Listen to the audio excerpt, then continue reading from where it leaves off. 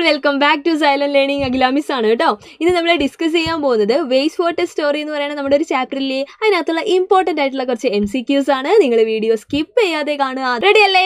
Yes. അപ്പോൾ നമ്മൾ ഒട്ടും ലാഗ് ഇല്ലാതെ നമ്മുടെ ഫസ്റ്റ് ക്വസ്റ്റ്യനിലേക്ക് പോവാണ്. ഫസ്റ്റ് ക്വസ്റ്റ്യൻ ഇതാണ്: which one of the following is A quality of waste water?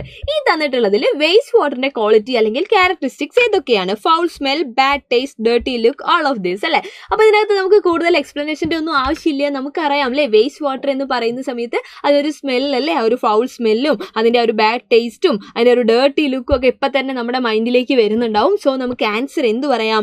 All of these അല്ലേ. ഒന്ന് മാത്രമായിട്ട് നമുക്ക് പറയാൻ പറ്റില്ല. സോ നമുക്ക് ഓൾ ഓഫ് ദീസ് എന്ന് പറയുന്ന ആൻസർ ചൂസ് ചെയ്യാൻ പറ്റും. റെഡി അല്ലേ? യെസ്. അങ്ങനെയാണെങ്കിൽ നമ്മുടെ അടുത്ത ക്വസ്റ്റ്യൻ നോക്കാം. Period 2005 to 2015 is being celebrated as the international decade for action on water for life, education for all, global war, terrorism അല്ലേ. അപ്പോൾ ഇതിനകത്ത് നമ്മുടെ ആൻസർ എന്ന് പറയുന്നത് എന്താണ്? വാട്ടർ ഫോർ ലൈഫ് ആണ്. അപ്പോൾ അതിൻ്റെ ആ ഒരു പീരീഡ് കൂടെ നിങ്ങൾ ഓർത്ത് വയ്ക്കുക. ചിലപ്പോൾ തിരിച്ചും ക്വസ്റ്റ്യൻ ചോദിക്കുക അല്ലേ. അപ്പോൾ 2005 to 2015 അല്ലേ, 2005 മുതൽ 2015 വരെയാണ് അവിടുത്തെ തീം ആലോചിച്ച് വയ്ക്കുക. വാട്ടർ ഫോർ ലൈഫ് ആണ് അല്ലേ.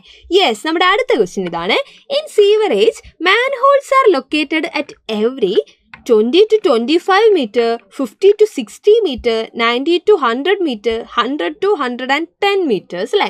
അപ്പോൾ ഇത് നമ്മൾ കൃത്യമായിട്ട് പഠിച്ചിട്ടുണ്ട്. അപ്പോൾ അതിന് നമുക്ക് അറിയാം അല്ലേ, അതിൻ്റെ ആൻസർ എന്ന് പറയുന്നത് എത്രയാണ്? അത് 50 to 60 meter ആണ്.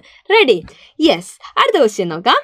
Which one of the following is A step in waste water treatment? Waste water treatment ഒക്കെ നല്ല അടിപൊളിയായിട്ട് നിങ്ങൾ പഠിച്ചിട്ടുണ്ടാവും അല്ലേ.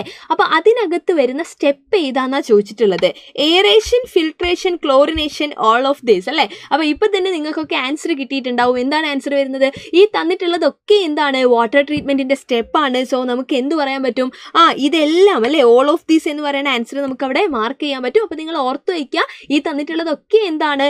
എയറേഷൻ ആണെങ്കിലും ഫിൽട്രേഷൻ ആണെങ്കിലും ക്ലോറിനേഷൻ ആണെങ്കിലും എന്ത് തന്നെയാണ്? വാട്ടർ ട്രീറ്റ്മെന്റിന്റെ സ്റ്റെപ്സ് ആണ്. അപ്പോൾ ഇതല്ലാതെ ക്വസ്റ്റ്യൻ ചിലപ്പോൾ എന്താണ് ഓപ്ഷൻസ് ഒക്കെ മാറ്റി തന്നു കഴിഞ്ഞാൽ നമുക്ക് ആൻസർ ചെയ്യാൻ വേണ്ടിയിട്ട് പറ്റണം കേട്ടോ. റെഡി അല്ലേ? യെസ്. അടുത്ത് നോക്കാം.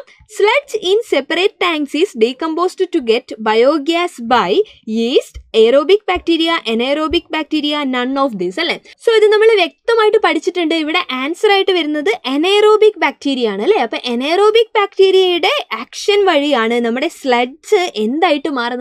അത് ഡീകമ്പോസ്ഡ് ആയിട്ട് നമുക്ക് ബയോഗ്യാസ് ആയിട്ട് മാറുന്നത് അല്ലേ. സോ അതിൻ്റെ ആൻസർ നമ്മൾ പറഞ്ഞു. അടുത്ത ക്വസ്റ്റ്യൻ നോക്കാം.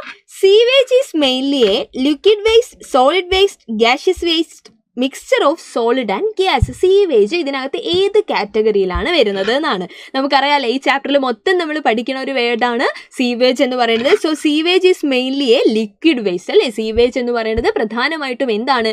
അതൊരു ലിക്വിഡ് വേസ്റ്റ് ആണ്. യെസ്. നമ്മൾ അടുത്ത ക്വസ്റ്റ്യൻ നോക്കാം. Which of the following is or are അല്ലേ, അത് ഓപ്ഷണൽ ആണ്, products of waste water treatment? താഴെ തന്നിട്ടുള്ളതിൽ വേസ്റ്റ് വാട്ടർ ട്രീറ്റ്മെന്റിന്റെ പ്രൊഡക്ട്സ് ആയിട്ട് വരുന്നത് ചിലപ്പോൾ ഒരു പ്രൊഡക്റ്റ് ആവാം, ചിലപ്പോൾ ഒന്നിൽ കൂടുതൽ ഉണ്ടാവാം അല്ലെ. ഏതാണെന്നാണ് ചോദിച്ചിട്ടുള്ളത്. Biogas, sludge, both biogas and sludge, aerator. നമ്മുടെ ആൻസർ എന്താണ് വരുന്നത്? യെസ്. നമ്മുടെ ആൻസർ എന്ന് പറയുന്നത് ബോത്ത് ബയോഗ്യാസ് ആൻഡ് സ്ലഡ്ജ് ആണ്. ഇത് രണ്ടും എന്താണ്? ഈ പറഞ്ഞിട്ടുള്ള വേസ്റ്റ് വാട്ടർ ട്രീറ്റ്മെന്റിന്റെ പ്രൊഡക്ട്സ് ആയിട്ട് നമുക്ക് കിട്ടുന്നതാണ്. ഇതിവിടെ ഒരു കൺഫ്യൂഷൻ ഉണ്ടാക്കാൻ വേണ്ടിയിട്ടാണ് അല്ലേ. ബയോഗ്യാസ് വേറെ തന്നു, സ്ലഡ്ജ് വേറെ തന്നു, എന്നിട്ടാണ് രണ്ടും കൂടെ ഒരുമിച്ച് പറഞ്ഞത്. അപ്പോൾ ആദ്യം കാണുന്നത് കയറിയിട്ട് നമ്മൾ എന്ത് ചെയ്യരുത്? ചൂസ് ചെയ്യരുത് അല്ലേ. നന്നായിട്ട് എന്ത് ചെയ്യുക? വായിച്ച് നോക്കിയിട്ട് വേണം നമ്മൾ ആൻസർ ചെയ്യാൻ. സോ നമ്മുടെ ആൻസർ എന്താണ്? ബോത്ത് ബയോഗ്യാസ് ആൻഡ് സ്ലഡ്ജ് ആണ് അല്ലേ. റെഡി അല്ലേടാ? യെസ്. നമ്മളെ അടുത്ത ക്വസ്റ്റ്യൻ നോക്കാം.